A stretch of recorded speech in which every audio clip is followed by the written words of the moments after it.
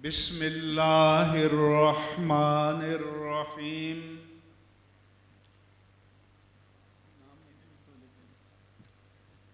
الحمد للہ رب العالمین خالق السماوات والارضین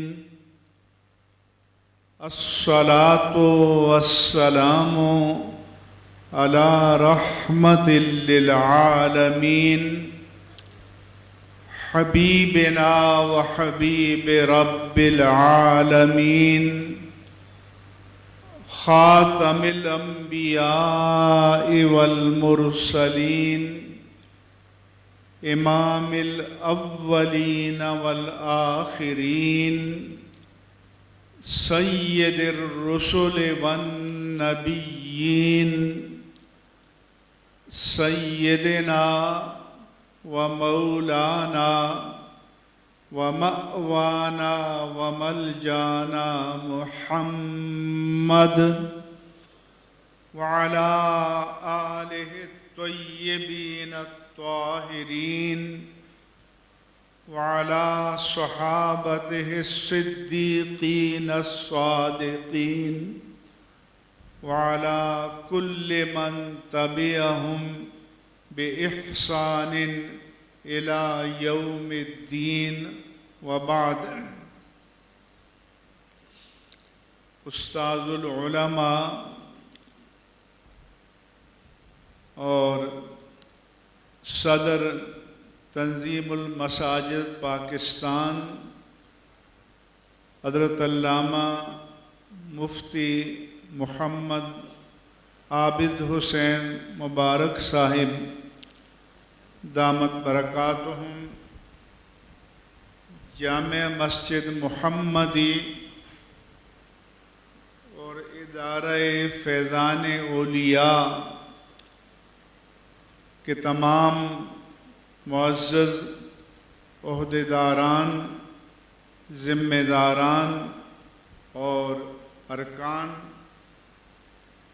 اور اس جامع مسجد کے خطیب اور ادارے کے سربراہ حضرت علامہ ذیشان صدیقی مدنی صاحب زید مجدہم، اسٹیج پر رونق افروز حضرات علماء کرام، مشائخ اعظام، معززین علاقہ اور حاضرین مجلس، السلام علیکم ورحمۃ اللہ وبرکاتہ.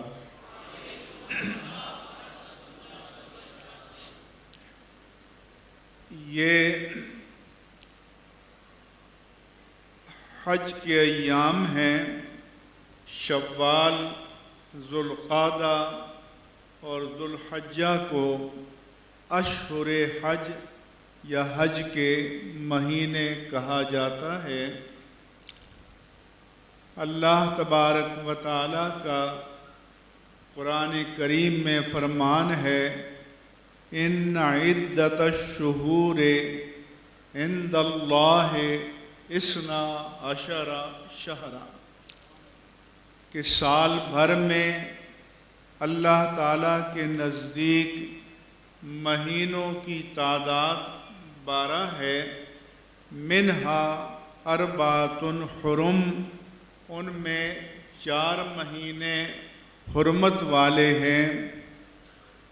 ثلاث متوالیات، 3 مہینے تو مسلسل آتے ہیں کہ ذوالقعدہ، ذوالحجہ اور محرم، اور 1 مہینہ جس کو حدیث پاک میں رجب مدر کہا گیا ہے، اس کے بارے میں فرمایا کہ بین جمادہ و شعبانہ، کہ جو جمادہ ثانیہ اور شعبان کے درمیان واقع ہوتا ہے تو اس کا نام رجب ہے. ان 4 مہینوں میں جنگ کرنا حرام تھا، ممنوع تھا۔ ہمارے خطیب اہل سنت مناظر اسلام حضرت علامہ سید مظفر شاہ صاحب تشریف فرما ہوئے، میں انہیں خوش آمدید کہتا ہوں۔ تو عرض کر رہا تھا کہ ان مہینوں میں جنگ کرنا حرام تھا، ممنوع تھا۔ تو قریش مکہ کا طریقہ یہ تھا کہ اگر ان کا موڈ ہوتا جنگ کرنے کا تو مہینوں کو آگے پیچھے کر دیتے۔ اسے قرآن کریم میں نسی سے تعبیر کیا کہ انما النسیء زیادۃ فی الکفر، کہ مہینے کی ترتیب کو بدلنا یہ کفر کی زیادتی تھی، اور اس کے ذریعے وہ لوگوں کو گمراہ کرتے تھے۔ لیکن جب زمانہ گزرتے گزرتے 10 ہجری کو ہمارے آقا و مولا امام الانبیاء سیدنا محمد الرسول اللہ صلی اللہ علیہ وآلہ وسلم حج کے لیے تشریف لائے تو اللہ کے حبیب نے فرمایا کہ ان الزمان استدار کہیئتہ یوم خلق السماوات والارض، کہ یہ تقدیم و تاخیر کرتے رہے، مہینوں کو آگے پیچھے کرتے رہے، لیکن اللہ تعالیٰ کی تقدیر سے ان کی ترتیب کے مطابق بھی اور ابتدائے آفرینش سے اللہ تعالیٰ کی جو ترتیب تھی اس کے مطابق زمانہ اپنی اصل پر آ کر کھڑا ہو گیا ہے۔ یعنی جب آپ نے حج کیا تو وہ ان کی ترتیب کے مطابق بھی یوم عرفہ تھا، اور جب سے اللہ تعالیٰ نے اس نظام کائنات کو پیدا کیا اس ترتیب کے مطابق بھی یوم عرفہ تھا۔ تو یہ حج کے مہینے کہلاتے ہیں، اور ان مہینوں میں اور دین میں جو مرکزی حیثیت ہے الہامی مذہب میں، مذاہب میں، سماوی مذاہب میں، یعنی وہ مذاہب جن کا کسی نہ کسی طرح سے اللہ تبارک و تعالیٰ کی کتاب یا وحی سے تعلق ہے، ان میں مرکزیت حضرت ابراہیم علیہ السلام کو حاصل تھی۔ اس کو کہتے ہیں ابراہیمک سینٹرک، یعنی مرکزیت جو ہے وہ ذات پاک ابراہیم علیہ السلام کو حاصل تھی۔ یہی وجہ ہے کہ اس دور کے یہود کہتے تھے کہ ابراہیم ہمارے ہیں، نصارہ کہتے تھے کہ ابراہیم ہمارے ہیں، اور کفار مکہ کہتے ہیں کہ ابراہیم ہمارے ہیں۔ میرے رب نے فرمایا کہ تم میں سے کسی کے نہیں ہیں۔ کیوں؟ ما کان ابراہیم یہودیا ولا نصرانیا ولیکن کان حنیفا مسلما وما کان من المشرکین، کہ ابراہیم نہ یہودی تھے، نہ نصرانی تھے، نہ مشرک تھے، بلکہ تمام باطل ادیان سے کٹ کر اور باطل ادیان سے ہٹ کر وہ دین اسلام پر قائم رہنے والے تھے۔ تو اس سے پتہ چلا، اس لیے فرمایا کہ ان اول الناس بابراہیم للذین اتبعوہ والذین وہذا النبی والذین آمنوا معہ، کہ ابراہیم کے پیروکار ہونے کے دعوے دار تو بہت ہیں، لیکن اللہ نے فرمایا کہ ابراہیم کے سب سے قریب وہ لوگ ہیں کہ جنہوں نے ان انبیاء کرام کے ادوار میں ابراہیم علیہ السلام کی پیروی کی، اور پھر یہ نبی آخر الزمان ہیں صلی اللہ علیہ وآلہ وسلم، اور وہ جو آپ کے ساتھ ہیں اصحاب مصطفیٰ ہیں اور مومنین کاملین ہیں، یہ اصل میں وارث ملت ابراہیمی ہیں۔ اس لیے کہ انہوں نے ملت ابراہیمی کی بنیادوں کو مشق کر دیا تھا۔ وقالت النصارى المسیح ابن اللہ وقالت الیہود العزیر ابن اللہ۔ نصارہ نے کہا کہ مسیح اللہ کے بیٹے ہیں، اور یہود نے کہا کہ عزیر اللہ کے بیٹے ہیں، یعنی انہوں نے اللہ تعالیٰ کی الوہیت میں ان کو شریک بنا دیا، ابن اللہ کہہ دیا، ثالث و ثلاثہ کہہ دیا۔ تو اللہ تعالیٰ کے حبیب مکرم صلی اللہ علیہ وسلم نے فرمایا لا تطرونی کما اطرت النصارى المسیح ابن مریم، کہ جس طرح نصارہ نے مسیح ابن مریم عیسیٰ علیہ السلام کی شان میں مبالغہ کیا اور انہیں ابن اللہ کہہ دیا، اللہ کے حبیب نے فرمایا کہ خبردار، میری شان میں ایسا مبالغہ کرنے کی کسی کو اجازت نہیں ہے۔ انی عبداللہ و رسولہ، میں اللہ کا بندہ ہوں اور اس کا رسول ہوں۔ اس لیے جو لوگ یہ کہتے ہیں کہ یہ نبی کے مرتبے کو بڑھا دیتے ہیں، وہ مسلمانوں پر طعن کرتے ہیں، جھوٹ بولتے ہیں۔ جب اہل سنت و جماعت اور سب مسلمان جب ہر نماز میں التحیات میں کہتے ہیں کہ اشہد ان لا الہ الا اللہ و اشہد ان محمدً عبدہ و رسولہ، تو جب ہر نماز میں جو اللہ کے حبیب کو اس کا بندہ اور رسول کہیں، تو پھر ان پر شرک کی یا کسی اور چیز کی تہمت لگانا یہ بہت بڑا جھوٹ ہے، اور لعنت اللہ علی الکاذبین۔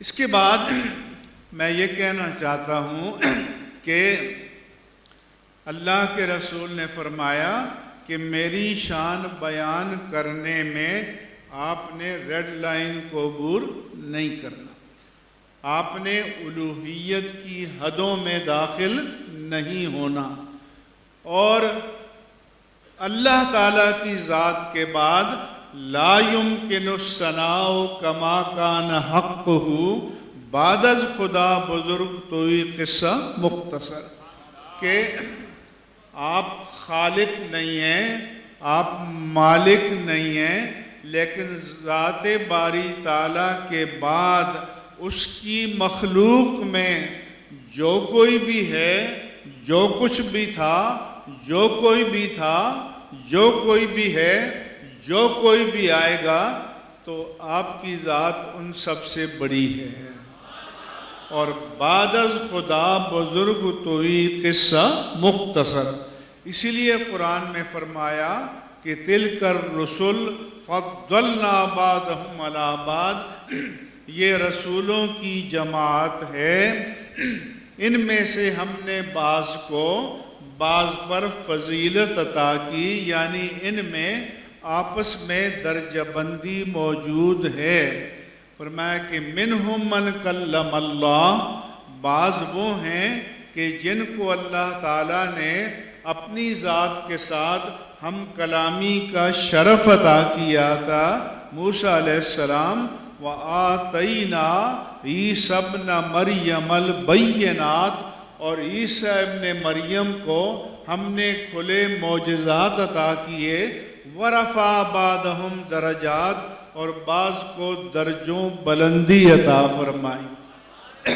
مفسرین کرام نے فرمایا کہ رفع بعضہم درجات سے تاجدار کائنات مراد ہیں۔ کیوں؟ کہ جس کی بلندیوں کی کوئی انتہا تھی اس کو بیان کر دیا، جس کی عظمتوں کی کوئی منتہا تھی اس کو بیان کر دیا، لیکن جس کی عظمتوں کو ماپنے کے لیے اللہ تعالیٰ نے اپنی تخلیق میں کوئی پیمانہ بنایا ہی نہیں ہے، اس لیے فرمایا کہ ان کو بے حساب درجوں کی بلندیاں عطا فرمائے۔ اس لیے کسی کے بس میں نہیں ہے کہ عظمت مصطفیٰ کی حدوں کو بیان کر سکے۔ غالب نے کہا تھا کہ غالب ثنائے خواجہ بیزداں گذاشتیم کہاں ذات پاک مرتبہ دان محمد اس، کہ فرمایا کہ میں تاجدار کائنات کی شان بیان کرنے کا حق ادا نہیں کر سکتا، میں یہ رب مصطفیٰ پر چھوڑ دیتا ہوں، کیونکہ وہی آپ کے مرتبوں کو جانتا ہے۔ تو جو جانتا ہے وہی بیان کر سکے گا، جو ان مرتبوں کا احاطہ نہیں کر سکتا وہ اپنی بساط علمی کے مطابق تو بیان کرے گا لیکن اس کا حق کوئی بھی ادا نہیں کر سکتا۔ یہاں تک کہ اللہ کے رسول نے فرمایا اللہ تعالیٰ کے لیے کہ اللہم انت کما اثنیت علی نفسک، کہ اے اللہ ہم تیری ثنا بیان کرتے ہیں، تیری حمد بیان کرتے ہیں، تیرے کمالات بیان کرتے ہیں، مگر یہ دعویٰ نہیں کرتے کہ ہم نے تیری شان بیان کرنے کا حق ادا کر دیا۔ فرمایا کہ تیری حقیقی شان وہ ہے جو تو نے خود اپنی ذات کی بیان فرما دی۔ تو اس لیے کہا جاتا ہے کہ اذا حمدت ربی فانا احمد واذا حمدنی ربی فانا محمد، کہ جب میرا رب میری تعریف کرتا ہے تو میں احمد ہوتا ہوں، کیونکہ احمد کے معنی جس کی سب سے زیادہ تعریف کی جائے، اور جب میں اپنے رب کی تعریف کرتا ہوں، جب میرا رب میری تعریف کرتا ہے تو میں محمد ہوتا ہوں، اور جب میں اپنے رب کی تعریف کرتا ہوں تو میں احمد کرتا ہوں۔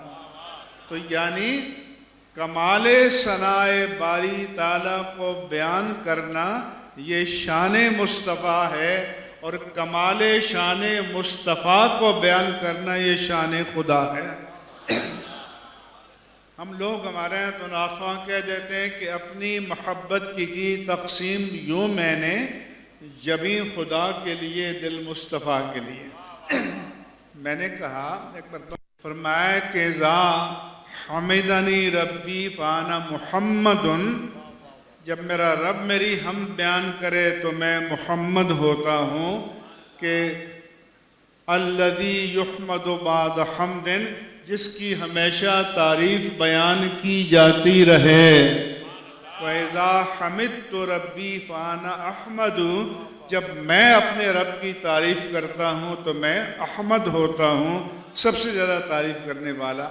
تو میں کہہ رہا تھا کہ ہمارے ناتھوں آپ کی عقیدت کو چھیڑنے کے لیے کہ جب میں کبھی وہ جبیں خدا کے لیے دل مصطفیٰ کے لیے، میں نے کہا بندے کی یہ مجال کہ رب مصطفیٰ سے یہ کہے کہ یا اللہ جب میں تیرے سامنے پیشانی کو ٹیکتا ہوں تو پیشانی تو تیرے سامنے ٹیکتا ہوں، دل کہیں اور ہوتا ہے۔ میں نے کہا یہ سجدہ اللہ کے رسول نے نہیں بتایا۔ اللہ کے رسول نے جو سجدہ بتایا وہ یہ ہے کہ اللہم سجد لک سوادی و جنانی، اے اللہ جب میں تیری بارگاہ میں سجدہ کرتا ہوں تو میرا قلب بھی سجدہ کرتا ہے، میرا قالب بھی سجدہ کرتا ہے۔ میں پوری جسم و جان اور پوری جسم و روح کے ساتھ تیری بارگاہ میں مجسم سجدہ کرتا ہوں۔ تو اس لیے حضور انور نے یہ بتایا کہ اہل سنت و جماعت کا وصف یہ ہے کہ وہ شان مصطفیٰ کو بیان کرتے ہیں، اور ہمارا ایمان یہ ہے کہ کسی کے بس میں نہیں کہ آپ کی بلندیوں اور عظمتوں کی حدوں کا احاطہ کر سکے۔ ہاں، اللہ تعالیٰ نے جو بیان کر دیا وہ اسی کی شان ہے کہ وَمَا أَرْسَلْنَاكَ إِلَّا رَحْمَةً لِلْعَالَمِينَ، کہ ہم نے آپ کو تمام جہانوں کے لیے رحمت بنا کر بھیجا۔ کسی نے ترجمہ کیا کہ آپ کو رسول بنا کر بھیجنا جہانوں کے لیے ہماری رحمت ہے۔ یہ قرآن نہیں بیان کر رہا۔ قرآن میں مصدر یا مبنی للفاعل ہوتا ہے یا مبنی للمفعول ہوتا ہے۔ یہاں مبنی للفاعل ہے کہ وَمَا أَرْسَلْنَاكَ إِلَّا رَاحِمًا لِلْعَالَمِينَ، ہم نے آپ کو تمام جہانوں پر رحمت کرنے والا بنا کر بھیجا ہے۔ اور ایک بار غزالی زماں، راضی دوراں، علامہ سید احمد سعید شاہ کاظمی رحمہ اللہ تعالیٰ نے بتایا تھا کہ رحمت کے معنی کیا ہیں۔ رحمت کے معنی یہ ہیں کہ جب آپ کسی کو درد میں، کرب میں، دکھ میں دیکھیں تو دل پسیج جائے، دل نرم ہو جائے، اور آپ کے دل میں ہمدردی پیدا ہو اور آپ اس کے دکھوں کا ازالہ کریں۔ لیکن اللہ تعالیٰ دل، جسم، اعضاء اس کے تقاضوں سے پاک ہے، لہذا اللہ کے لیے جب رحمت کا وصف استعمال کریں گے تو دل کا پسینہ نہیں کہیں گے، بلکہ یہ کہیں گے کہ اللہ تعالیٰ کا اپنے بندوں کے دکھوں کا مداوع کرنا، اپنے بندوں کی تکالیف کا ازالہ کرنا۔ انہوں نے بتایا کہ رحمت کوئی کب بن سکتا ہے؟ اللہ کے حبیب جو رحمت ہیں، جب اللہ تعالیٰ کائنات کے ذرے ذرے کا رب ہے، رب العالمین ہے، تو آپ ہر ذرے کے لیے رحمت ہیں۔ تو رحمت بندہ کب بنتا ہے کوئی؟ کہ جب کسی کو کوئی دکھ ہو، تکلیف ہو، کرب ہو، تو اس کو اس کے حالات کا پتہ ہو۔ تو اس کا مطلب یہ ہے کہ اللہ کے حبیب کو کائنات کے ذرے ذرے کے حالات کا پتہ ہے، کیونکہ جب تک پتہ نہ ہو رحمت بن ہی نہیں سکتا۔ پھر فرمایا کہ اگر مجھے آپ کے دکھ کا پتہ ہے لیکن میں آپ کے دکھ کا ازالہ نہیں کر سکتا تو آپ کے لیے رحمت نہیں بن سکتا۔ تو جب اللہ کے حبیب کائنات کے ہر ذرے کے لیے رحمت ہیں تو اس کے معنی ہے کہ ہر ذرے کے حالات کا بھی آپ کو پتہ ہے اور اس کے دکھوں کا مداوع بھی آپ کر سکتے ہیں۔ پھر ایک اور مرحلہ اور ہے، مثلا آپ کا کوئی بندہ ہے، کوئی یوگنڈا میں ہے، کہیں اور ہے، دنیا کے کسی کنارے پر ہے، وہ دکھ میں ہے، کرب میں ہے، آپ کو پتہ بھی چل گیا دکھ میں ہے، آپ دکھ کا ازالہ بھی کر سکتے ہیں، لیکن رسائی نہیں ہے، پہنچ نہیں ہے۔ یہاں بیٹھے ہوئے آپ یوگنڈا یا ایریٹریا یا سائبیریا میں کوئی ہے تو آپ کے دکھوں کا ازالہ نہیں کر سکتے، کیونکہ آپ کی پہنچ نہیں ہے۔ تو جب اللہ کے حبیب کائنات کے ہر ذرے کے دکھوں کا ازالہ کرتے ہیں تو اس کا معلوم ہے کہ ہر ذرے کے دکھوں کا پتہ بھی ہے، ان کا ازالہ کرنے کی قوت بھی ہے اور اس تک رسائی بھی ہے۔ تو جب تمام صفتیں جمع ہو جائیں تو تب رحمت بنتے ہیں، اور جب یہ سمجھ کر آپ پڑھیں کہ وَمَا أَرْسَلْنَاكَ إِلَّا رَحْمَةً لِلْعَالَمِينَ تو پھر آپ کو شان مصطفیٰ کا پتہ چل جائے گا۔ جی کیا بات ہے۔ تو عزیزان گرامی، میں یہ عرض کر رہا تھا کہ یہ کفار یہ کرتے تھے، آگے پیچھے کرتے تھے۔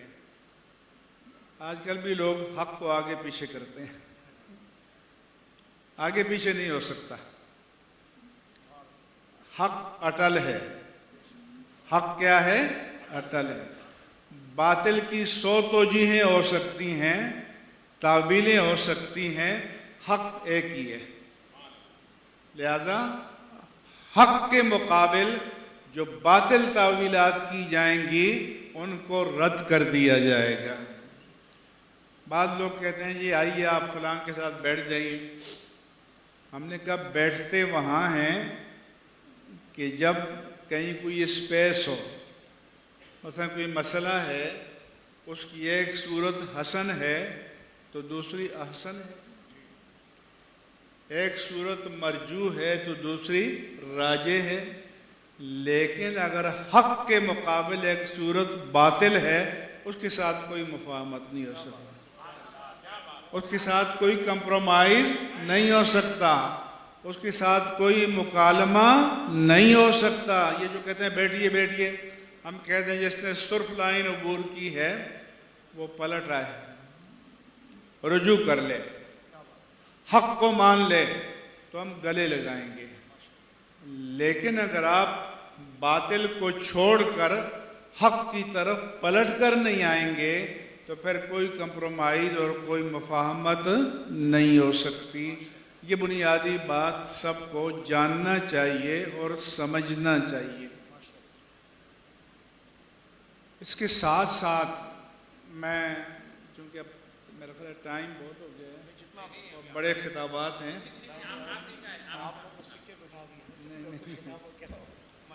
تو میں ان دنوں کی مناسبت سے ایک بات عرض کروں گا، کیونکہ میں نے بتایا کہ یہ اشہر حج کا سینٹر پوائنٹ ابراہیم علیہ السلام ہے۔ حج کی بنیاد بھی آپ کی ذات، زمزم کی بنیاد بھی آپ کی ذات، بیت اللہ کی تعمیر نو بھی آپ کی ذات۔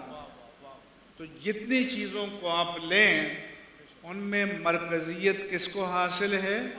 حضرت ابراہیم علیہ السلام کو۔ اور قربانی میں مرکزیت کس کو ہے؟ حضرت ابراہیم و اسماعیل علیہ السلام۔ تو آپ کی ذات سینٹر پوائنٹ ہے، اور ان مرکزیت کے اسباب میں ایک قربانی ہے۔ تو اللہ فرماتا ہے کہ وَاتْلُ عَلَيْهِمْ نَبَأَ ابْنَيْ آدَمَ بِالْحَقِّ۔ اے پیارے حبیب، آپ ان امتیوں کے سامنے آدم علیہ السلام کے 2 بیٹوں کی کہانی، واقعہ، خبر بلا کم و کاست بیان کر دیجئے۔ وہ 2 بیٹے مفسرین نے فرمایا کہ حابیل و قابیل تھے۔ اذ قربا قربانا، تو یہ معنی میں بتا دوں، آپ لوگ قربانی کہتے ہیں، یہ قربانی عربی لفظ نہیں ہے، عربی لفظ ہے قربان۔ عربی لفظ کیا ہے؟ قربان۔ یہ جو ہم 10، 11، 12 کو قربانیاں دیتے ہیں اس کو عربی میں اضحیہ کہتے ہیں۔ اس کی جمع ضاد کے ساتھ اضاحی ہے، یا ضاد کہیں تو اضاحی ہے، یا اس کو دہیہ کہتے ہیں، اور اس کی جمع ہے دحایا۔ قربان اس میں عموم ہے، اس میں کیا ہے؟ عموم ہے۔ جیسے حج کرنے والے کو عربی میں حاج کہتے ہیں، آپ نے اس کو یہ ملا کے حاجی بنا دیا، تو یہ آپ کا تصرف ہے۔ عربی میں حاج ہے، اور وہاں جو عرب میں ٹیکسی والے ہوتے ہیں نا، اگر مصری ہوں تو جیم کو گا بولتے ہیں، ہاگ یا ہاگ، اور حاجن ہو تو اس کو کہتے ہیں ہاگا، اصل میں حاجہ کہہ رہے ہوتے ہیں، کیونکہ حاجی تو کوئی لفظ نہیں ہے عربی کا۔ تو قربان کا لفظ جو ہے قاف، را اور با سے بنا ہے۔ اس کے معنی قربت کے ہیں، نزدیکی کے ہیں، اور قربان اس عمل کو کہتے ہیں، خواہ وہ بدنی عبادت ہو، خواہ وہ مالی عبادت ہو، جو اللہ کی قربت حاصل کرنے کے لیے اور اللہ کی رضا کے لیے کیا جائے، وہ قربان ہے۔ وہ مالی صدقہ بھی ہو سکتا ہے، وہ جان کا صدقہ بھی ہو سکتا ہے، وہ اللہ نے آپ کو جو صلاحیتیں اور قابلیتیں ہوتی ہیں ان کا صدقہ بھی ہو سکتا ہے۔ ابھی جو بزرگوں کے خطابات ہوں گے تو یہ اللہ نے ان کو جو کمالات دیے ہیں ان کی خیرات بانٹیں گے۔ تو قربان کے معنی، اسی لیے ابراہیم علیہ السلام کے ایک بیٹے نے غلہ لا کے میدان میں رکھا اور دوسرے نے مینڈا لا کے رکھا، ذبح کیا۔ اس زمانے میں قربانی کا مسئلہ یہ تھا کہ وہ لا کر میدان میں رکھ دی جاتی، اگر آسمان سے آگ آتی اور اسے جلا ڈالتی تو اس بات کی دلیل تھی کہ وہ قربانی قبول ہو گئی، اور اگر آسمان سے آگ آ کر نہ جلاتی تو اس بات کی دلیل تھی کہ قربانی رد ہو گئی۔ اب میں آپ سے پوچھتا ہوں، آج جو بڑے بڑے لوگ شان دکھانے کے لیے 20 لاکھ کی اور 25 لاکھ کی گائے لیتے ہیں، سوشل میڈیا پر تصویریں ڈالتے ہیں اور ٹیلی ویژن پر ان کی نمائش کی جاتی ہے، کس کو دکھاتے ہیں؟ اگر رب کے لیے ہے تو رب تو دیکھ رہا ہے۔ آج کل تو لوگ طواف پر جائیں تو اس کو بھی سیلفی بنا کر ڈال دیتے ہیں، زمزم پی رہے ہوں تو اس کو بھی ڈال دیتے ہیں، سائی کر رہے ہیں تو اس کو بھی ڈال دیتے ہیں۔ ارے بھائی، وہاں تو حضوری قلب چاہیے، وہاں تو آپ کا ذہن کسی اور طرف جانا ہی نہیں چاہیے۔ اور جو یہ کام کرتے ہیں تو کس کو دکھانے کے لیے کرتے ہیں؟ اور یہ دکھاوے بھی کریں اور شان تقویٰ کے دعوے بھی کریں، یہ دونوں باتیں جمع ہو سکتی ہیں؟ بولو۔ تو اس لیے آسمان سے آگ آئی اور ایک کی قربانی کو جلا ڈالا، دوسری کی نہیں جلائی، اور اس کا رزلٹ آؤٹ ہو گیا۔ تو یہ کروڑوں اربوں خربوں بار شکریہ ادا کرو کہ اللہ تعالیٰ نے ہمارے عیوب پر پردہ ڈال دیا۔ رزلٹ آؤٹ نہیں ہو رہا، ورنہ اگر شام کو رزلٹ آؤٹ ہو جاتا تو جن کی قربانیاں رد ہو جاتی کسی کو منہ دکھانے کے قابل ہوتے؟ تو پھر یہ دعا کرو کہ یا اللہ، تیری ذات کریمہ نے اپنے حبیب کریم کے صدقے میں دنیا میں ہمارے عیبوں پر پردہ ڈالا، اسی طرح آخرت میں بھی دامن مصطفیٰ میں پناہ عطا فرمانا، اور ڈھونڈا ہی کریں صدر قیامت کے سپاہی، وہ کس کو ملے جو تیرے دامن میں چھپا ہو۔ اس لیے میں یہ 20 لاکھ والوں کی قربانیوں سے کہتا ہوں کہ قربانی 2 لاکھ کی بھی ہو سکتی ہے، یہ باقی پیسہ لا کے مسجد میں خرچ کرو، مدرسے میں خرچ کرو، اور دین کے کاموں میں خرچ کرو۔ یہ صدقات جاریہ ہیں سارے۔ جس طرح آپ کی ضروریات، کاسٹ آف لائف مہنگی ہو گئی ہے، آپ کے گھروں کے بجلی کے بل، گیس کے بل، ضروریات کے بل، مصارف زندگی بہت مہنگے ہو گئے ہیں، اور یہ مہنگائی صرف پاکستان میں نہیں ہے، یہ امریکہ میں بھی ہے، یورپ میں بھی ہے، برطانیہ میں بھی ہے۔ ابھی برطانیہ میں لوکل باڈیز کے انتخابات ہوئے تو مہنگائی کی وجہ سے جو سٹنگ گورنمنٹ ہے وہ ہار گئی۔ تو اس لیے جس طرح آپ مہنگائی سے متاثر ہیں، مساجد بھی متاثر ہیں، مدارس بھی متاثر ہیں، تو یہ باقی پیسہ صدقہ جاریہ کے طور پر مساجد میں لگاؤ اور مدارس میں لگاؤ۔ یہ سمجھنے کی ضرورت ہے۔ اور تو ایک کی قربانی رد ہو گئی۔ اس نے کہا کہ اپنے بھائی سے لَأَقْتُلَنَّكَ، میں تجھے قتل کر ڈالوں گا۔ اس نے کہا میرے بھائی، انما یتقبل اللہ من المتقین، یہ اللہ کی بارگاہ ہے، یہاں کسی کا دھونس، کسی کا جبر، کسی کی دھمکی، کسی کی دادا گیری، کسی کی رسہ گیری نہیں چلتی۔ اللہ پاک صرف تقوی والوں کی قربانی کو قبول فرماتا ہے۔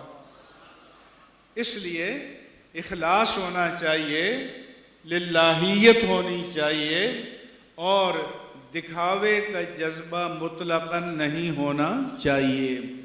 دکھاؤ تو اس کو جس کو پتہ نہیں ہے، تو کیا رب کائنات کو پتہ نہیں ہے اگر اس کے لیے کر رہے ہو؟ اس لیے ہمارے ہاں نمود کا بہت غلبہ ہو گیا ہے۔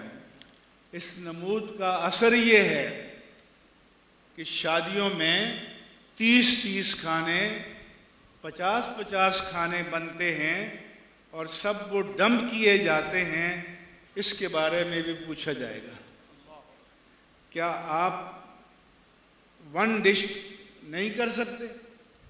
لیکن یہ نہیں کہ 1 ڈش کریں تو باقی تجوری میں ڈال دیں، باقی جو خرچ کرنے کا ارادہ کیا ہے وہ مساجد و مدارس میں پہنچا دیں۔ تو یہ جو ہم اسراف کرتے ہیں یہ بھی پوچھا جائے گا، اس کا بھی جواب طلبی کی جائے گی۔ اس لیے اسلام نے اعتدال کا حکم دیا ہے، توازن کا حکم دیا ہے، میانہ روی کا حکم دیا ہے۔ فرمایا کہ ما عال من اقتصد، جس نے اپنی معیشت میں میانہ روی کو اختیار کیا وہ کبھی تنگ دست نہیں ہوگا۔ تو آج جو ہم قومی اور ملی اعتبار سے تنگ دست ہیں تو یہ حکمرانوں کی عیاشیوں کی وجہ سے ہے، یہ ان کی عشرتوں کی وجہ سے ہے۔ لیکن پھر بھی میں آپ سے کہتا ہوں، آپ مہنگائی کا رونا تو روتے ہیں، اور شام کو ٹی وی پر بیٹھو تو وہ جو اینکر پرسن ہیں وہ منظر کھینچیں گے کہ سارے پاکستانی بھوکے سو رہے ہیں۔ میں کہتا ہوں ہرگز نہیں ہے۔ میں پاکستان بھر میں چلتا ہوں تو سڑکوں پہ گاڑیاں دوڑ رہی ہیں۔ کیوں شاہ صاحب؟ کیوں حضرت؟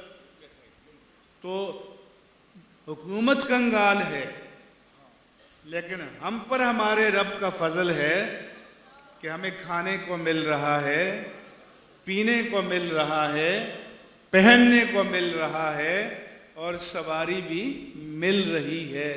تو ناشکرہ بننے کے بجائے رب تبارک و تعالیٰ کا شکر ادا کرنا چاہیے۔ ہم دنیا میں بہت لوگوں سے بہتر ہیں، اس لیے فرمایا کہ انظروا الی اسفلکم ولا تنظروا الی اعلاکم، تم ڈیفنس والوں کو نہیں دیکھو،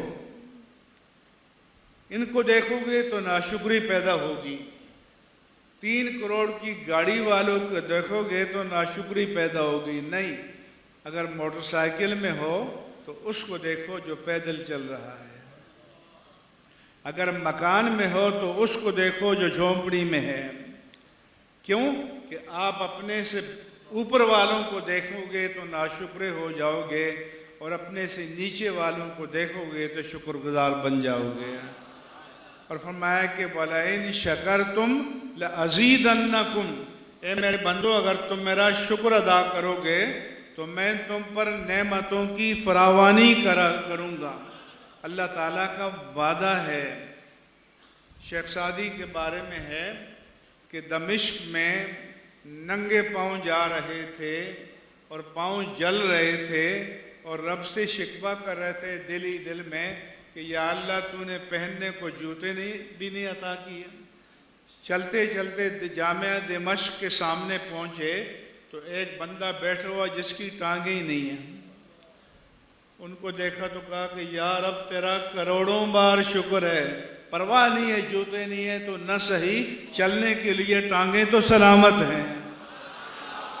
اس لیے میرا آپ کو مشورہ ہے کہ ناشکری کو چھوڑ دو، شکر گزار بندے بنو۔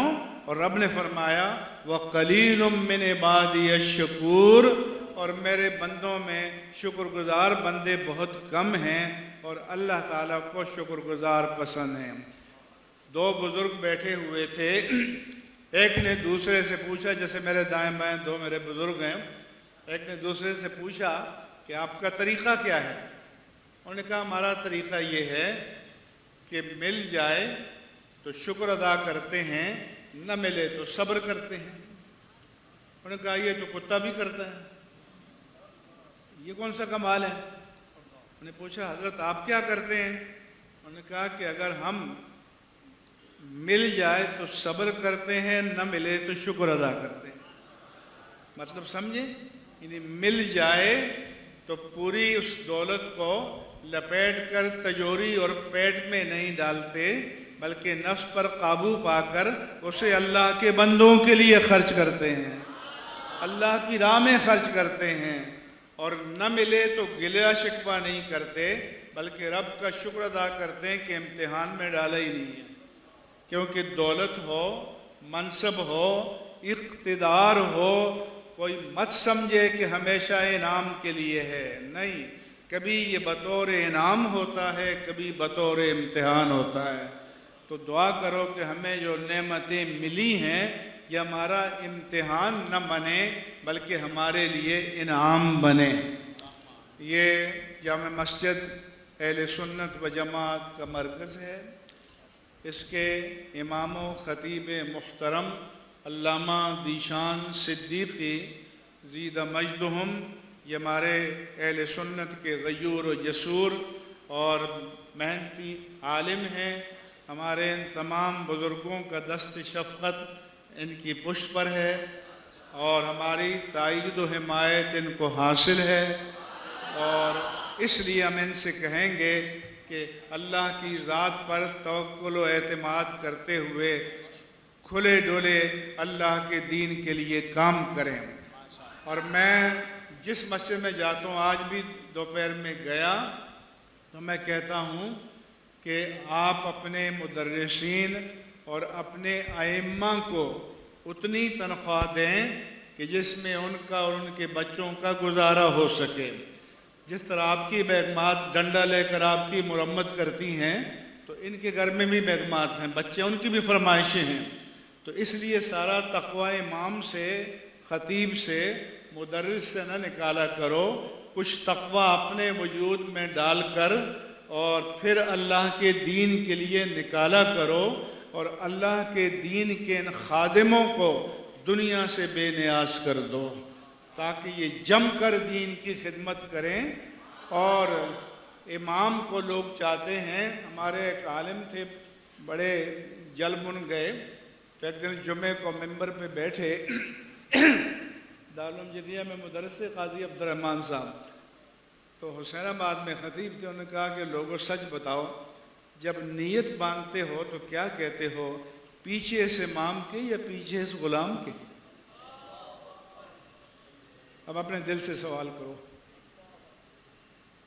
تو اللہ کے رسول نے کہ انما جعل الامام لیؤتم بہ، امام کو امام اس لیے بنایا گیا کہ اس کو مقتدی نہ بناؤ، مقتدا بناؤ، پیشوا بناؤ، اور دین کی قیادت عالم کے ہاتھ میں ہونی چاہیے، ورنہ پھر لوگ سودا کر لیتے ہیں۔ آپ کو پتہ ہی ہے، میں نے زیادہ وقت لیا، آپ کا شکر گزار ہوں۔ وما علیہ الا البلاغ المبین۔